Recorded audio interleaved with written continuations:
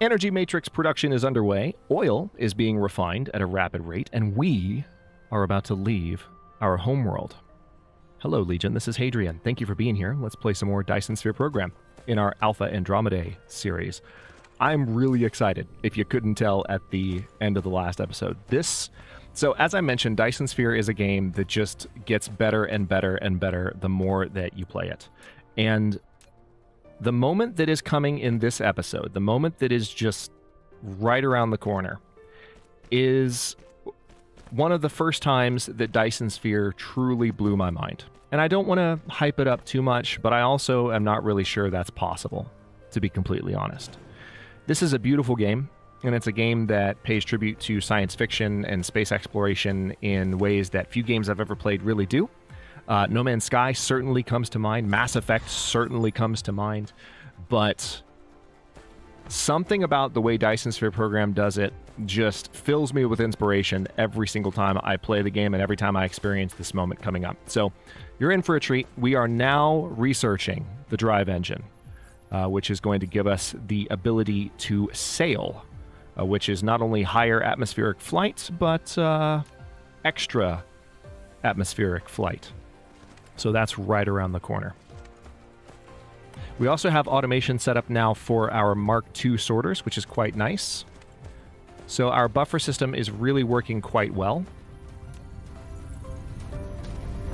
All of the resources that we currently are seeing feeding into the far end. So remember that the best way to track how things are going is you look at the far end of your production line. This is the terminus of our current production line, these research facilities and these automated sorter belts and the automatic sorters and automatic belts. And what you want to see is that all the lines leading up to them are full, because that is a visual indicator that the previous steps in the production chain are working at a proper level of efficiency. And then another indicator that you can look at is how many yellow circles do you see as I move around my base. And that's where you can spot where things are kind of working at or under capacity, or where things are over capacity. And this is, for example, over capacity here. We're producing more iron ingots than we know what to do with. I'm going to leave that as is. And also, I just realized we have a power issue. So I'm going to go ahead and produce... Well, right now I'm still producing some additional matrices, but I'm going to cancel those for just a moment so that I can build another power plant. Looks like I might just need one more, so we'll do the one. One of the things I'm very much looking forward to doing, and I kind of hinted at this in the last episode, is solar panels require silicon ingots in order to build them. And you can get silicon, as I mentioned, from your home planet, but it's extremely expensive to refine it. But if you get silicon from another world where the ore itself is mineable, then you don't have to worry about that quite as much, do you? So I'm going to have solar panels quite soon. And one thing that's nice about the way that I've built my base so far, this is quite accidental, but this is the equator right here. So nothing so far that I've built, with the exception, of that mine, which is literally right on the equator. And in a way, this storage is right on the equator as well. So almost nothing that I've built is actually blocking. Look at this sunrise. This game, let me tell you. Nothing is actually blocking the building of solar panels on the equator, and I will almost always when playing Dyson Sphere. I've mentioned that every game is a little bit different. One thing that's very much the same, because it's one of my main best practices that I recommend to everyone that I've told about the game and that I'm now recommending to you. Well, I say everyone that I've told about the game prior to ever playing it on YouTube. Now I'm finally getting to tell YouTube about it. I will do an equatorial ring of power plants, which is not some big secret, but that's where solar panels tend to have the most efficacy in terms of power generation. So it's good to put them on the equator, and I will do an entire ring. The entire equator will be kind of laden with solar panels to the extent that we can pull it off. And that will allow us to have a lot more power generation, to where the kind of situation we're in now, where we're constantly flirting with the maximum possible consumption compared to the maximum possible generation, will not be as much of a threat. So that being said, let's go ahead and queue these 20 back up. Because I have 60 of those currently input into the process. So I think if I just focus on building these, this should be a nice way to get solar sailing done sooner than later. So let's go ahead and make a decision while this is happening. Let me see if I can build any more of those. I need more hydrogen. That is fine. I can totally get more hydrogen. Let me just fly over here. I'm just going to pull it off the line. I didn't even need to fly that far, to tell you the truth. I'm just going to pull it straight off the line, like so. Get to about 50, and now... Alright, good. Now that that's queued up, we are helping with the process of getting the sail research done. But let's go ahead and make a decision as far as where we're going to go. So, this is a bit of an unusual start for me. Usually in Dyson Sphere Program, I suppose it's totally random, but I feel like this is less common. So it's random, but less common. I am the innermost planet in the system. Granted, Alpha Andromedae 1 is our parent body, this gas giant that's right around the Alpha Andromedae mother star, but there's no planet interior to ours in the solar system. There are 2 exterior planets. There's Alpha Andromedae 3, which again is an ice field Gelosol planet, so that's going to be a very cold planet, and then there's an Ashen Gelosol planet. So we can visit either of those. It looks like that's the one with a lot of silicon, whereas Alpha Andromedae 3 is more of a titanium world. And don't get me wrong, titanium is useful to have. It also looks like Alpha Andromedae 3, because it's an ice field Gelosol planet, does have water. So, I don't know. I can't think of anything off the top of my head where I would want to have water at the same place, like an actual planet that could produce water. There we go. Mecha sailing. I can't think of any situation where I would have water available to us. Yes, I know how to sail. Thank you very much. As a resource that was on the world alongside some of the other resources that are only on that world. But I might be wrong. So I'm kind of tempted to make our first visit be to Alpha Andromedae 4, because that kind of has an even split between silicon and titanium, and it also has a good amount of copper and iron to kind of keep whatever I build there going for a while, whereas Alpha Andromedae 3 only has a little bit of copper. So anything I build there, as long as it was something that might have copper in the production chain, which is possible, and I'll show you why later on, I'm thinking about things that involve silicon, it's going to run dry really fast, whereas Alpha Andromedae 4 is not going to. So, rather than queuing up any additional researches at the moment, what I'm going to do is I'm going to let my buildings kind of pile up. I was looking back that way, but they're actually this direction. I'm going to let those cubes pile up in the background. I'm going to grab a bunch of this, because what I'm about to do requires a lot of energy. So we do actually still have a full energy chamber. So I'll tell you what, I'll put a little bit of it back, because I would like to be able to come back with a lot of stuff. But you know what? Before I go, let me make sure that I'm bringing some good stuff with me. So, for example, if I wanted to build power plants there, what would I need? I would need some gears. I would need to grab a couple of stacks of iron and copper.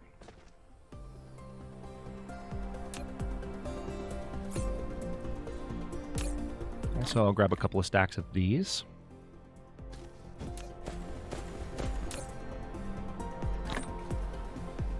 Alright, so this is starting to back up finally. I'll go ahead and just say that I want it to back up to 10 rows. I promise I'm not trying to string you along waiting for this epic moment, but I want to make sure that when we get where we're about to go, that I have some things handy, just available to me, ready to go, ready to rock, you know?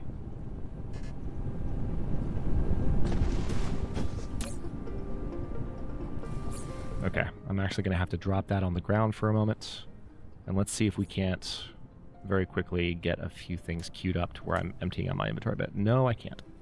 All right. In that case, I'll put that there. We'll pick that back up. One thing I can do... Do I have a storage on me? Yes, I do. So this is one thing I typically do when I am getting ready to leave for the first time. I will set up a random storage container that's kind of out of the way. I'll put it over here. And this is where I will generally, like, plug a bunch of things that I don't need as much. So we're going to put all those logs up. There we go. That's freed up some inventory space. We're right back to inventory management. You thought you weren't watching me play The Long Dark. Here we go. Okay. So, again, Alpha Andromedae 4. Just getting my bearings. There's the sun. There's Alpha Andromedae 1. And, let's do this.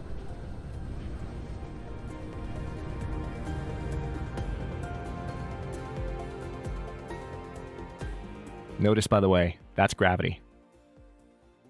The way controls work in Dyson Sphere Program in space is first-person shooter-like. So when you're holding W, you will go in the direction that your camera is pointing at the speed of your current engines.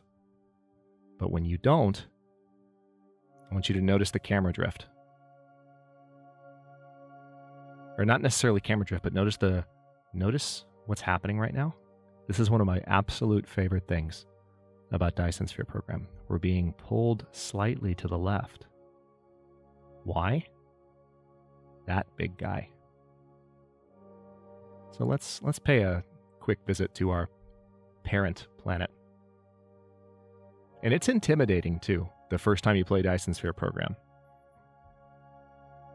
When you realize the danger is a little bit less than you might think, it's a little bit less intimidating, but the first time this happens, hang on, let me slow down a bit. All right, I'm going to take my hand off the camera. You see that natural turn happening? That's how the game represents a gravitational pull. It's got very good simulation of gravity. And notice that I'm speeding up now. I'm not doing that. That's gravity. That's this gas giant pulling us in.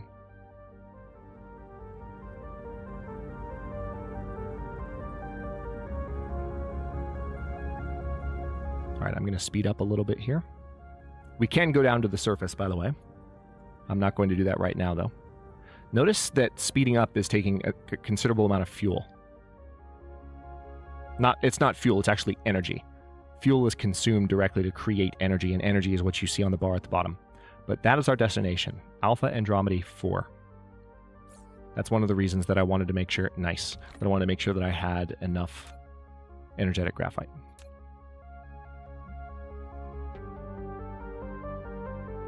I love this game. Okay, so it's 3.44 astronomical units away. There's Kipha Borealis over there, 2.21 light years away. There's Epsilon Cephei. Yes, I know how to accelerate, but right now I'm just cruising for a bit while my energy fills back up, because accelerating does this.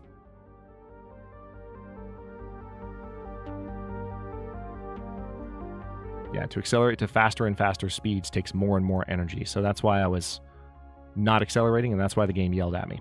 But now we are moving a little bit faster, and we are getting closer to Alpha Andromedae 4. So there's a real sense of travel. And again, the way the controls work here, it's exactly first-person shooter-like. So right now, I'm not touching the controls except for moving my mouse around to swivel the camera. You can see that my chest is glowing red because I'm a little bit low on energy.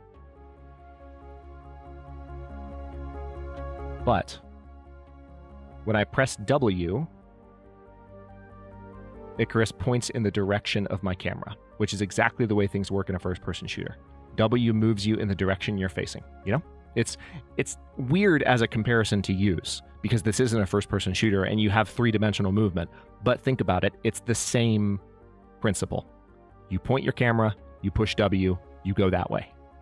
So you can hold W and move your camera in order to get some addition. I actually can't right now because I've expended all my energy making this explanation. You saw my battery hit bottom there. So what I was doing was making no difference.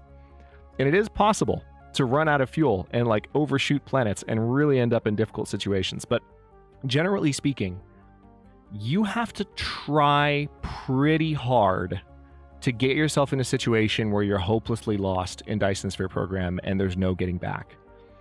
The worst that can happen right now is I could overshoot Alpha Andromedae 4. And if I were to do that, what would happen is I might not have enough energy. Maybe, let's say I ran out of fuel, and that's why I overshot, because I wasn't able to slow down and I wasn't able to steer because I was out of fuel. You can still control yourself very slowly. So you would just have to very slowly turn yourself around and then point yourself back to where you want to go and then just get there as soon as you can.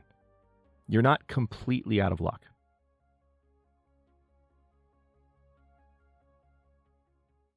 Because again, the way that momentum works in space, there's no atmosphere. So once you've established a certain amount of speed, you don't need fuel to maintain it. I'm not consuming fuel to travel right now. I'm consuming fuel to adjust. So you can see, like if I try to demonstrate what I was talking about a moment ago, let's say I want to turn towards Epsilon Cephei here. So I'm going to hold W. Boom. So you saw a little bit of energy consumption there as I turned. If I want to turn 90 degrees, a lot of energy consumption. I'm going 633 meters per second. So we're going to approach Alpha Andromedae 4. Look at that. That's our homeworld back there. And Alpha Andromedae 1 in the distance.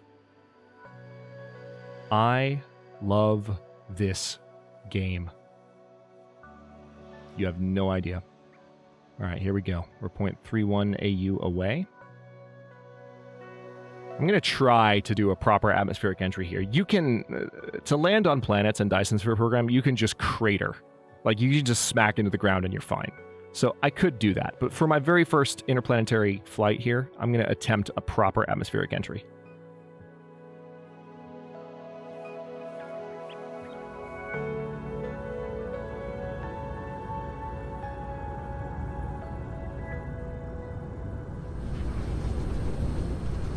There we go. So we've left sail mode. We're now just flying through the thin atmosphere of Alpha Andromedae 4. Look at how much farther away the sun looks. How far is it away exactly? It's 2.671. All right, so yeah, we've crossed a distance of 3.67 astronomical units, landed on the planet Alpha Andromedae 4, and took the first step toward the exploration of the universe, the vastness of space, an interstellar journey. Everything is wonderful. I love the translation of this game. I'm sorry.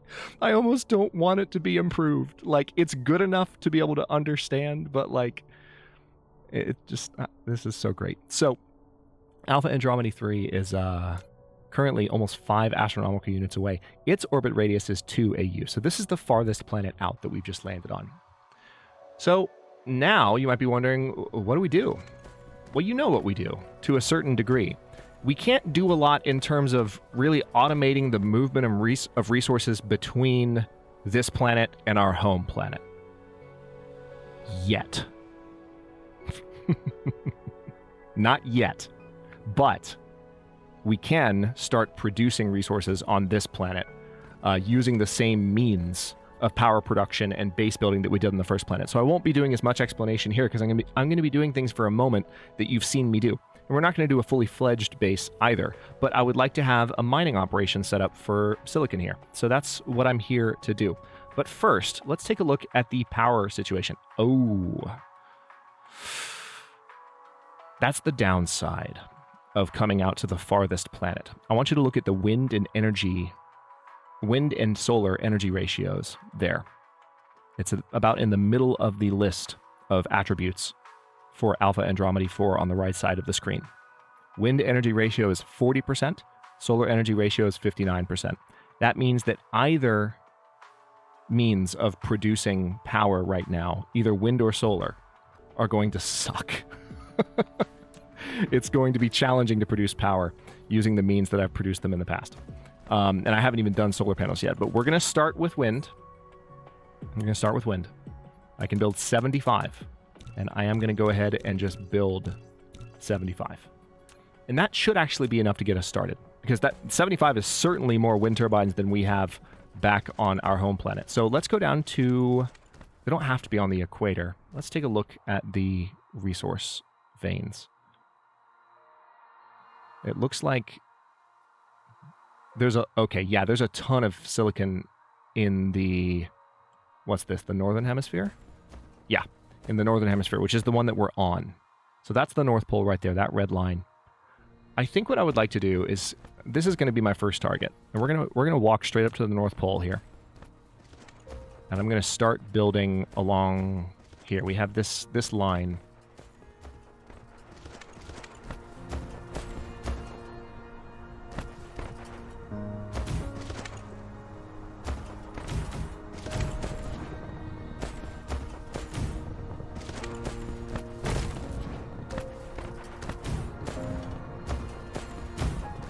Okay, so one thing you're seeing me do so far is to kind of click for each wind turbine that I want to build, but I have 10 in my inventory, so wouldn't it be nice if you could just click and drag? Oh, you can. Yes, you can. And then you can push plus or minus on the keyboard to make sure they're spaced the way that you want them to while you're clicking and dragging, and then you just watch your construction drones go to work. And I am making sure that they're all a certain distance from each other. And then as long as you build again with the same item, even if you've let go of the initial click and drag, it will maintain the same distance. If you switch the thing that you're building to something else, it will no longer do that. So this is the equator right here. So we've just built a string of wind turbines from the equator to the North Pole. Our power generation is now at 3 megawatts. It's not a lot. You can look at how slow they're moving. You can tell that it's painful for these guys. And we're still building a few more, so let's keep it going.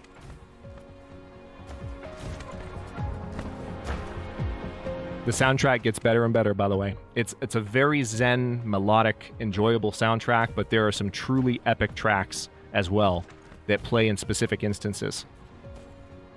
So I hope you enjoy it, because I certainly do.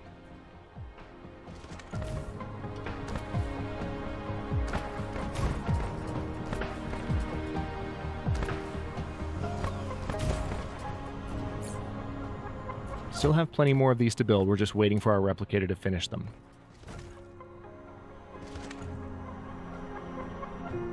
Although I have to say, I probably have enough power to get things started here, because all I need is a silicon mining facility and some storage. That's all I need. All right, I'm going to go ahead and cancel some of those, because, in fact, I need some of the resources those were chewing up for other purposes, like to actually build the mine. So let's set up a couple of mines, and then I'm going to say that I want you to... Well, let's go ahead and just queue up 5 storages. So here's our first silicon vein right here. This is a pretty big deal, because this is going to allow us... There are a couple different ways I can do this. I could go ahead and have... Because I've got smelters here. Yeah, I'm going to do it. I'm going to have the smelting happen here. There's no reason for me to set up smelters on Homeworld. I can just refine the silicon right here, and that's what I'll do. So let's... First of all, we're going to do a couple of mines. Listen to that atmosphere in the background. Isn't that eerie? It's different the closer you get to the ground, because it's a very thin atmosphere. So it's like the extent to which it's retaining sound is already quite minimal. It's close to what it might be like on Mars.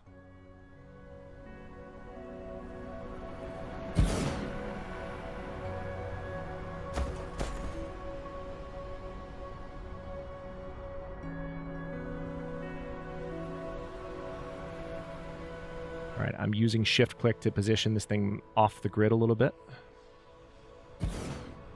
I could potentially... you know, I'm not going to have a lot of power generation here, so I'm not going to worry about doing more than what I just did. I think a Tesla tower should get both of those. Perfect. All right. So now we're going to have... Let's set up storage right here.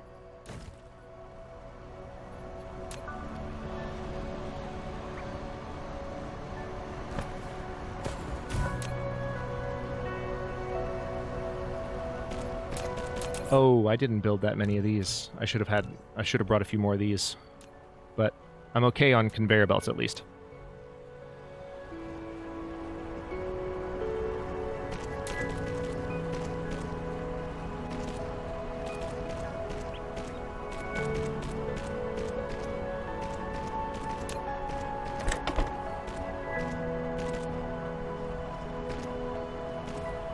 At the beginning of the next episode, I'll go ahead and queue up some additional research now that some cubes have been building up.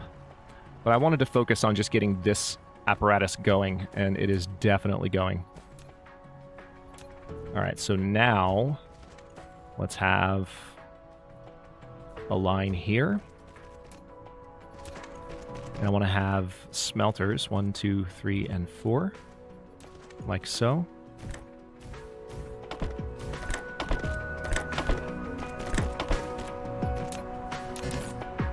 Thankfully, I have enough to build one more Tesla tower.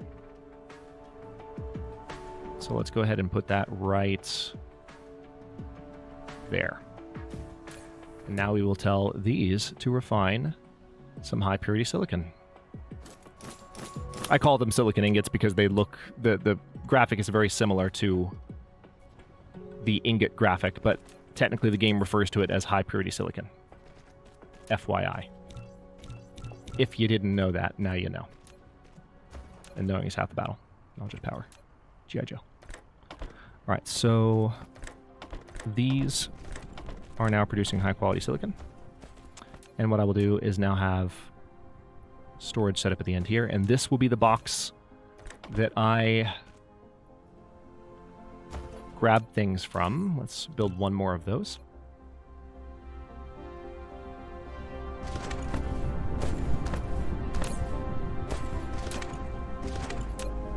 This will be the box that I kind of come visit whenever I arrive on this planet,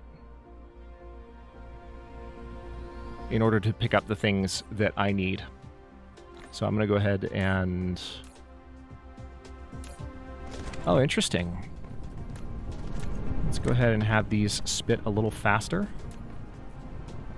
So we have the same situation that we've had on the home planet.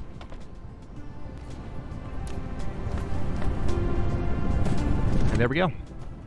So now that's building up a little faster. I can delete that. I'm going to go ahead and grab as many of this, as much of this as I can. I want to have at least a stack of 100 from when I go back. And we'll probably make a couple of trips in the next few episodes. We'll probably make a number of trips. But we also need titanium. But for now, my focus is going to be on building that solar belt. And that's usually what I'm doing around this time in a playthrough of Dyson Sphere Program. So with that being done, let's go ahead and load up on our energy. We are completely good on energy. We can look back towards... The nice thing about knowing that our planet is the innermost is that all we have to do is find the sun and kind of travel towards the sun. So, speaking of traveling towards the sun, what do you say we end this episode on a bit of a fun note?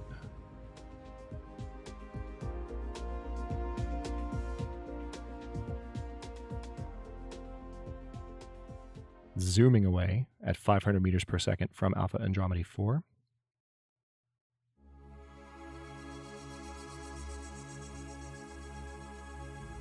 My maximum sail speed at the moment is going to be 1,000 meters per second. So I'm pushing up toward it, but when you start to get above 800, above 750, 800, like you really consume a lot of energy just to increase your speed. See? And you have to maintain a little bit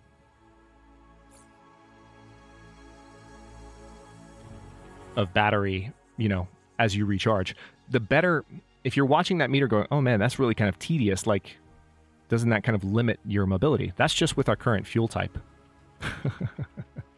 So believe me, once we have better fuel types, this won't even be a concern. We'll be able to speed up faster, slow down faster, pull off crazy maneuvers. It doesn't get too crazy, but the point is that you'll be able to do things without running out of energy. But you need to keep, as I was saying, a little bit of energy at the very bottom of the meter, because if you don't, then what generally happens is you don't have enough energy to make those final maneuvers that you need to if you're trying to get into the atmosphere of your planet, and that's when you end up in a situation where you overshoot. If you spent too much time maneuvering like far away from the planet, not making fine adjustments, too much time speeding up. You're going too fast. That's just a recipe for overshooting. All right, we're going to make a close pass of Alpha Andromedae, sorry. Andromedae. See, even I'm forgetting how to pronounce the series. There's 4 different valid pronunciations. Duh, die, day, and D. Notice we're speeding up. That's the star doing that. I just slowed down a bit. Sup? All right.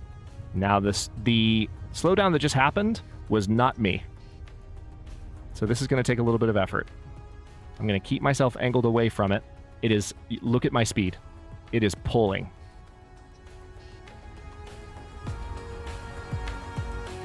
So thankfully, I'm still moving away from it, but this star is fighting me. And again, you can see how it's fighting me just seeing Icarus' direction change right now. All right, I think we're good. For those of you wondering, with the gas giants or with the star, it is not actually possible to... Again, you can't game over in Dyson Sphere Program, at least in the current version. It's not possible to die as Icarus. You can just get yourself in a pretty tight scrap, but you can't actually die. Like I say, you can overshoot your target planet that you're going for. And you can end up in a situation where you...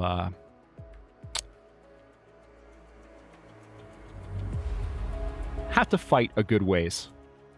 And for a good amount of time in order to get back where you wanted to go because you ran out of fuel or energy. But otherwise, you're okay. The star is still slowing me down. Look at that. Look at that. I'm trying to speed up to get us back to our homeworld. Thankfully, we're fairly close. But anyway, we're 31 minutes into the episode here, so I'm going to go ahead and stop this one. As we begin the next one, we will arrive back on Alpha Andromedae 2. We will begin building our solar belt in order to keep the planet better powered, and then start thinking about how we can improve that energy production apparatus and that particular mining operation on Alpha Andromedae 4, which is now sitting in the background in the distance. Thanks so much for watching. If you enjoyed this one, don't forget to like the video and subscribe to follow along. New episodes are coming out every day at noon U.S. Eastern Time. Comments are always welcome. Let me know what you think, and I will see you next time.